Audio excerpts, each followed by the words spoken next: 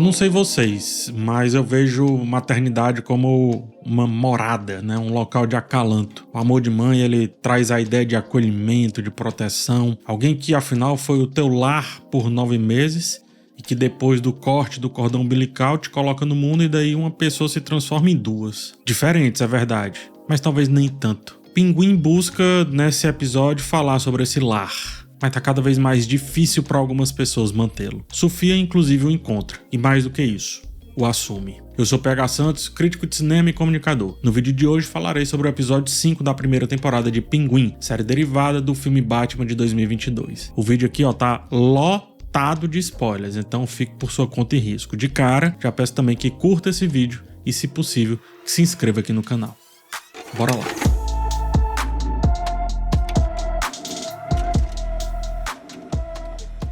A família Maroni não vai cair mais na lábia do Oz, que por isso parte para uma medida mais ofensiva: sequestrar o filho de Sal e Nadia. Prestemos atenção nesse começo da postura do Vic, tá? É a coisa mais importante que eu quero ressaltar aqui no começo do episódio. Antes ele ficava indeciso, relutante, gaguejando nesses momentos, e agora ele se mostra empolgado com os negócios, chegando até a revelar um lado violento ao render o filho dos mafiosos. Ele não titubeia como antes titubeou. Esse é o grande destaque. Pelo contrário, a sua insegurança a essa altura tá em fazer coisas mais simples. Por exemplo, demonstrar carinho e afeto, como veremos mais à frente na cena com a mãe de Oz. Mexer diretamente com a família é o ponto fraco dos Maroni, e por isso Oz sabe muito bem que eles iriam se curvar para reaver o herdeiro. Nadia, que havia sugerido ao marido que Oz poderia ser útil, agora tá desesperada. Nós dois sabemos que ele vai nos trair, ela diz. Um forte traço da personalidade do Pinguim nos quadrinhos é firmado a partir disso, tá? Um cara que age para si, portanto, que sempre vai trair. Sal responde pedindo para confiar nele, afinal,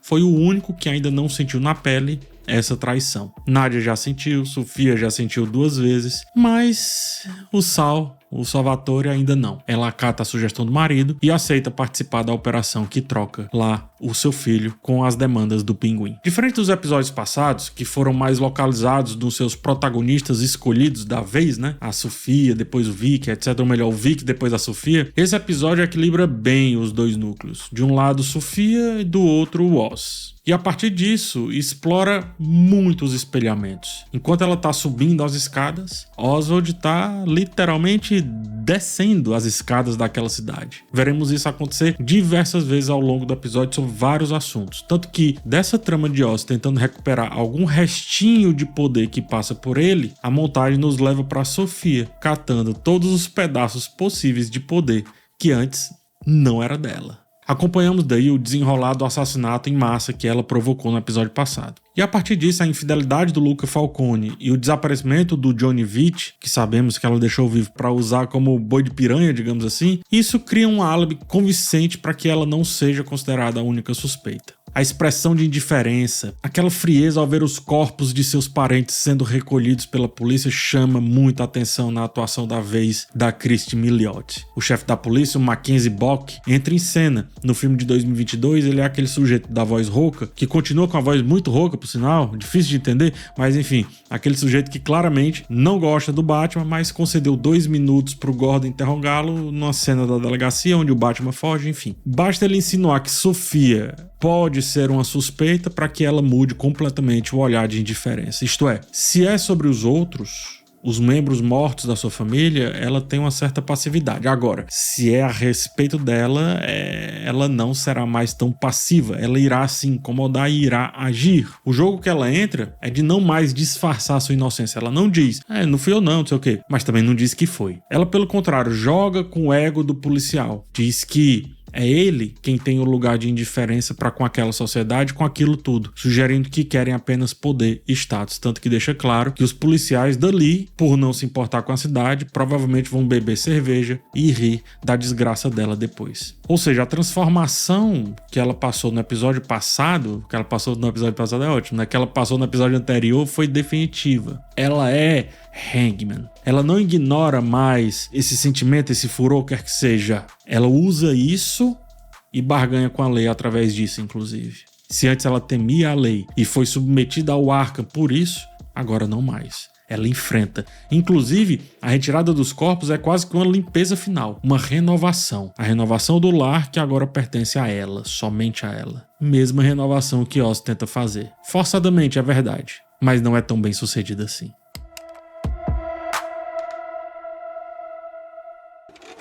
O Pinguim vai tentando montar o seu time com os resquícios da família Falcone, tenta usar o que lhe motiva, isto é, ser desprezado, tentar tirar do ego dos seus futuros asseclas ou possíveis asseclas essa sensação de desprezo. Tanto que ele disse que Carmine, quer que seja, nem sabia o nome deles e que por isso são um bando sem opções. Comparando com a cena que Sofia propõe um novo futuro para o seu time, a estratégia é diferente. Ambos eliminam de certa forma a ideia antiga dos Falcone, mas um mexe no ego, o Oz, e outro mexe no bolso, a Sofia. E isso vem porque Sofia talvez não confie mais em ninguém. Então ela entende que a única coisa que pode mover é o dinheiro em si, não só ele. A demonstração de poder também que ela faz a seguir. Sabe aquela frase, dê dinheiro, mas não dê poder? É mais ou menos isso que ela aposta. Oz aposta na única moeda que ele tem, fragilizar o ego, coisa da qual ele entende muito bem.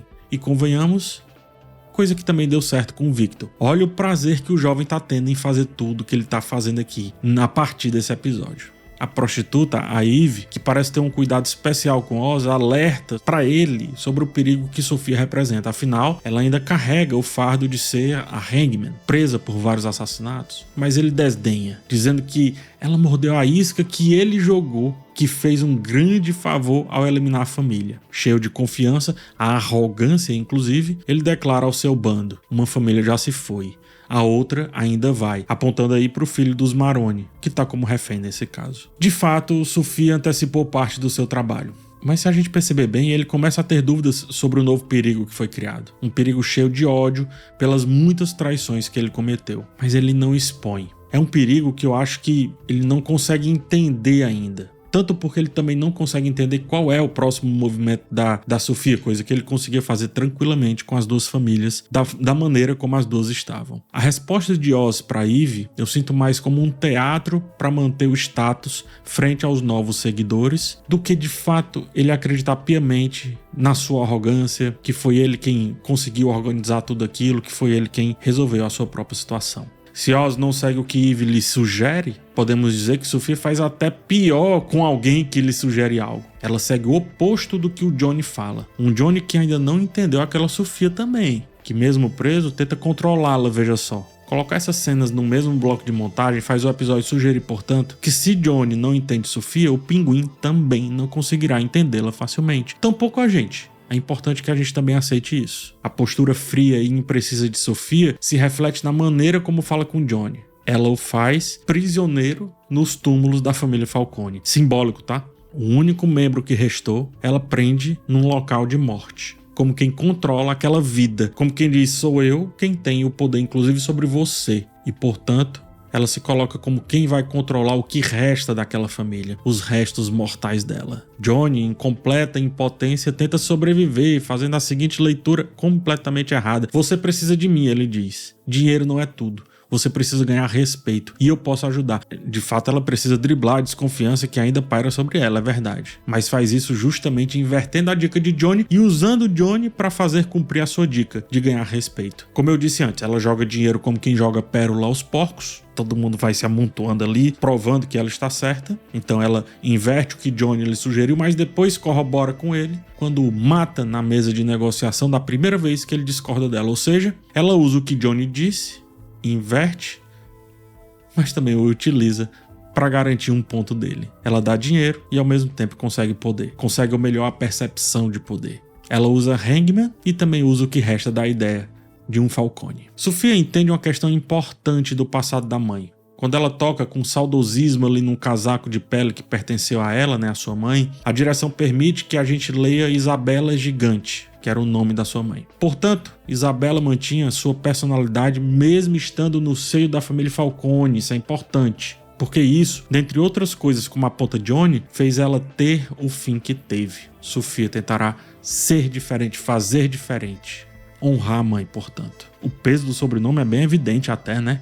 Gigante. A partir disso, a Sofia se sente pronta para seguir o legado que foi interrompido, o legado da mãe, não é o do pai. Sua entrada triunfal, vestindo o casaco da sua mãe, passeando pela sala de reunião da família ali, é um momento muito decisivo. Ela diz: matei todos da família e estou muito feliz de ter feito isso. Descartaram minha mãe por nada e fariam o mesmo comigo. Fecha aspas. Ela não quer ser temida. Ela quer também que aceitem a nova realidade que ela está prestes a instalar. Ela quer também convencer. A partir de agora, diz ela, eu sou uma gigante e esta é uma nova família. Ela conclui com todas as suas cicatrizes à mostra.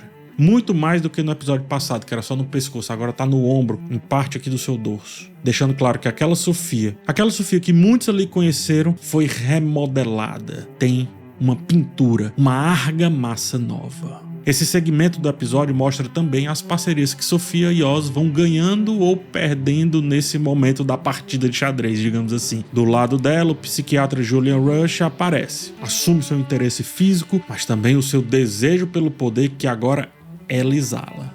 É o oposto do que acontece com Oz e a sua companheira, a Eve, que o abandona quando ele decide mudar de local, quando ele decide mudar a sua atuação, mostrando que, para ela, não era bem ele que importava tanto, mas o poder que ele exalava, o poder que agora ele não tem mais. Enquanto Julian reconhece o poder que Sofia está prestes a conquistar, o panorama é bem claro. Oz, de um lado, um rejeitado. Sofia, do outro, uma estimada. Ele, cada vez mais inseguro, de rompantes quebrando tudo. E ela, cada vez mais incontestável. Quebrando tudo é verdade, mas também conquistando tudo a partir disso.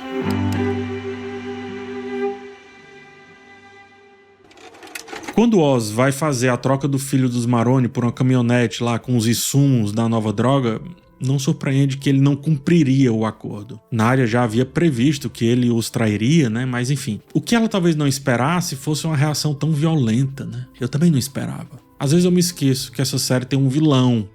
É o Pinguim. Ele mata a mãe e mata o filho, ambos queimados. Mas sorri com a luz daquele fogo refletida no seu rosto. Se no episódio passado nasceu uma vilã para essa série, isso é para que a gente lembre, e eu, tolo, esqueço, que essa série tem 2 vilões no mínimo. A direção foca nos olhos de Oz diante do fogo, como quem aprecia, degusta o que vê. Mas a genial atuação de Colin Farrell insere um certo estranhamento bem no cantinho do rosto. Ele se sente à vontade queimando 2 pessoas vivas, é verdade. Mas parece que um vestígio de consciência ainda lembra que poderia, quem sabe, ser ele. Ser ele e a sua própria mãe naquela situação. Ou quem sabe ele poderia até querer isso. A contemplação termina apenas com a fumaça do extintor de incêndio mudando a cena. Percebe aqui o espelhamento poderoso dessa cena? Sofia, ao entender a mãe, ganhou poder, ganhou status. Oz vê uma mãe escolhendo queimar junto com o filho até o fim, morrerem juntos. E ele, Oz, enquanto filho, que tipo de mãe ele tem? A gente vai ver. A saída daquele lugar acontece com um corte pro outdoor do prefeito Don Mitchell Jr., que a gente viu ser morto pelo Charada no filme de 2022. Isso vem talvez como uma maneira de reforçar que aqueles que comandavam a cidade estão partindo, estão indo, estão acabando. É uma nova Gotham que aparece com os caminhos que Pinguim e Sofia estão traçando. É isso que o seriado tá vendendo, dentre várias outras coisas. A primeira preocupação de Oz ao descobrir que foi enganado pelos Maroni, ao receber a matéria-prima estragada e saber que Salvatore Maroni fugiu da prisão, matando seu contato ali na polícia, a primeira coisa que ele faz é lembrar da mãe. Apesar de falar ao telefone cheio de raiva, sua expressão muda para uma certa agonia. Ele tá com medo. Ele, que sempre engana a todos e parece não se importar com ninguém além de si mesmo, nos faz acreditar que se preocupa de verdade com a mãe. E eu adiciono dizendo que ele adoraria uma mãe que se queimasse no fogo junto com ele e por ele, como ele viu agora acontecer com a Nadia e o seu filho. O tiro saiu pela culatra. Só que tem um problema. Para Oz regredir, reagrupar forças, tentar o poder novamente a partir de outros caminhos, para ele ainda está no caminho da conquista. Para sua mãe, isso representa um caminho da derrota, do retrocesso. Até porque a antiga casa na periferia também traz lembranças de quem ela perdeu. Não é um retrocesso apenas físico, estrutural, digamos assim, mas é também um retrocesso mental, pela conexão emocional com o passado doloroso. A mãe de Oz não vê em qualquer passo para trás um sinal de sucesso, porque todos esses passos para trás são reavivamento das perdas e das dores antigas. Isso se conecta com a cena da demência dela, quando o Vic a encontra, né? Ela tá ali olhando fotos antigas, ela confunde Victor com outra pessoa, só que ao ouvir que ele foi enviado pelo Pinguim, ela recobra a consciência do filho que está vivo. E com essa consciência, um rancor. Tá na atuação dela. Um rancor, uma dureza. A cena do abraço de Oz com a sua mãe, a partir disso que eu tô falando, é uma das mais importantes pra gente entender a personalidade do Pinguim. Quando ele tenta abraçá-la e confessa que sente que a decepcionou, dizendo que agora estão sob o mesmo teto, como antigamente era, né? Ela retruca: "Você tá tentando me matar?" Ele responde que tá tentando protegê-la, mas ela o interrompe quando ele começa a demonstrar felicidade por estarem juntos. Para ela, levá-la para aquele lugar é jogar na cara que ela perdeu. Oz tenta argumentar, não consegue, diz que ele também perdeu. A mãe ignora e muda a sua expressão. A atriz fica variando entre sorrisos forçados e uma boca cerrada, demonstrando incômodo até em decidir odiar aquele momento. Ela arranca o braço do filho dela, impede o abraço, impede que ele tenha algum carinho e com isso o afasta. Que tipo de homem não consegue cuidar da própria mãe? Ela pergunta. E isso desafia o ego do Oz.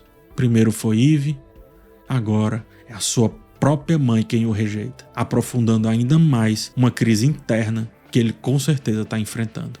Por mais que não mostre, porque o Pinguim também é teatro. Frances, né, sua mãe, trava uma relação com o filho como se ela, ou melhor, ele, na verdade, não pudesse sentir também. Como se ele também não se doesse com o passado que tiveram. Qualquer ação do filho, se não for pra frente, então será visto como um atrofiamento, como eu disse. Quando ela o repele o passado que ele propõe pra ela. Quando ele tenta ser coração, ela o afasta. Mostra que o Pinguim não pode ser coração nem com a sua própria mãe. Ele não tem permissão para sentir. Não tem.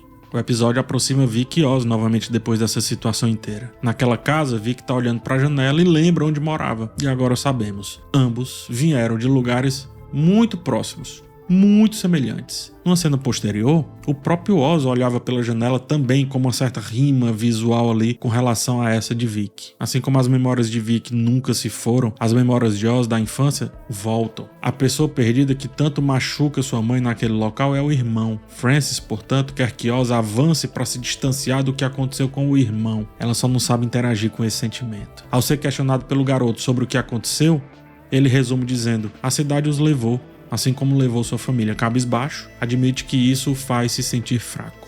Oz então aceita a proposta da sua mãe de certa forma. Seguir, evoluir, avançar, mesmo que para isso precise voltar para suas origens. Essa é a grande diferença entre os dois, entre Vic e Oz, e também entre Sophia.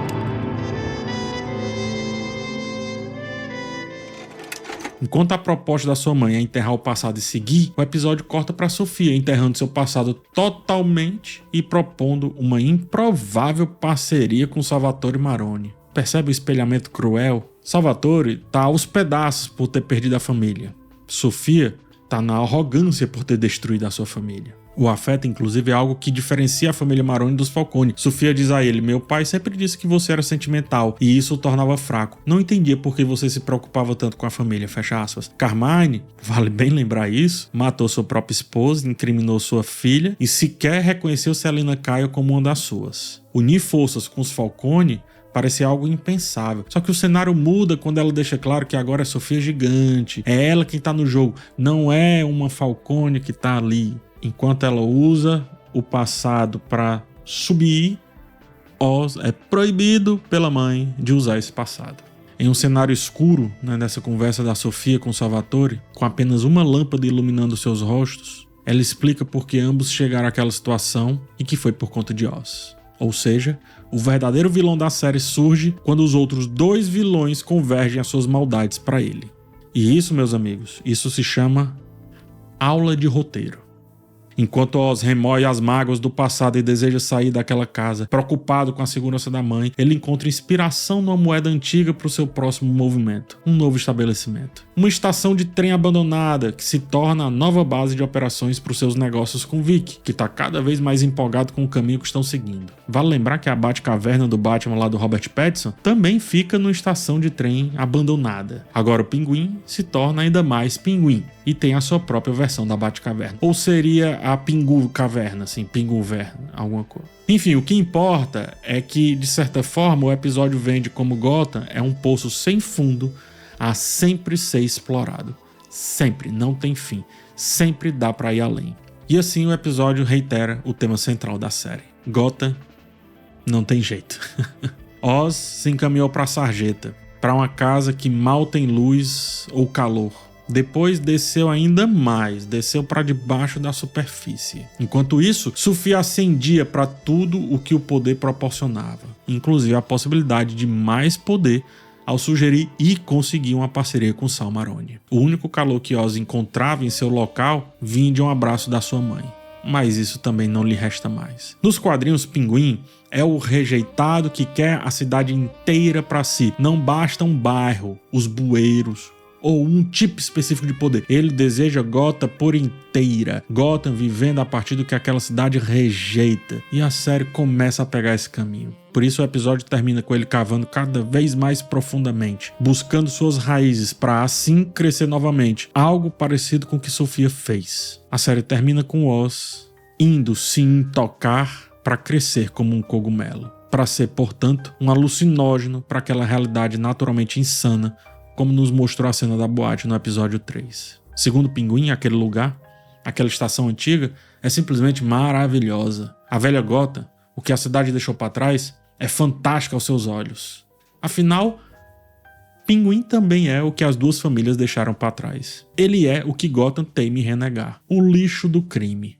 O que resta, a sobra. Oz é o que sobrou da disputa entre os Maroni e os Falcone. E ele tenta se agarrar ao que sobrou disso tudo. Ele tenta se agarrar a ele mesmo. Sophia, por outro lado, representa o rompimento. Ela deixou isso bem claro. Oz não. Oz é o velho frente ao novo. E assim como aquele lugar onde agora vai se abrigar, ele vê aquilo tudo como muito legal, utilizando outras palavras porque eu não posso utilizar palavrão. Muito legal. Embora considerado velho. Oz não tá falando da estação abandonada, tá? Oz tá falando de si mesmo. Oz tá falando do filho que foi abandonado. Do capanga que foi deixado de lado. Oz, ele tá falando do Pinguim, como a gente conhece nos quadrinhos.